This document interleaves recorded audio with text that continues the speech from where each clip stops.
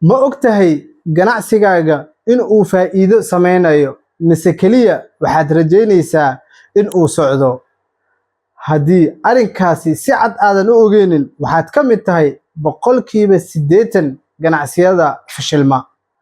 ganacsade badan ayaa la kulmay, dukaan waa leeyahay, macaamiilna wuu haystaa, sidoo kaleentana lacag waa soo gashaa, balse haddii aad weydiisid imise faa'iido ayaa samaysaa, waxa uu ku dhahayaa waan shaqeeyaa balse ma hubo. halkaasi ayay dhibaatadu ka bilaabataa.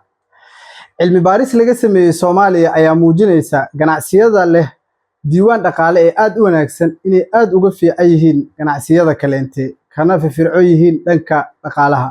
cilmi baaristani waxaa ka qayb galay in ka badan 470 ganacsi. cilmi baaristu waxay si cad u sheegtay ganacsiyada Soomaalida badankood uma fashilmaan macaamiil la'aan iyo lacag la'aan, balse waxaa fashiliya ogaansho la'aan lacagtooda halka ay ka soo gashay, halka ay ku baxday iyo waxa u soo haray. taas haddii aadan ogeyn ganacsigaagu waa mala abaal. accounting ma ahan wax adag, umana baahnid software aad u weyn, kaliya waxaad u baahan tahay qor waxa ku soo gala, qor waxa ka baxa, kadibna fiiri wixii kuu soo hara. taas kaliya ayaa badbaadin karta ganacsigaaga. farqiga u dhaxeeya ganacsiga guuleysta iyo ganacsiga fashilma mararka qaar waa har erin kaliya nidaam.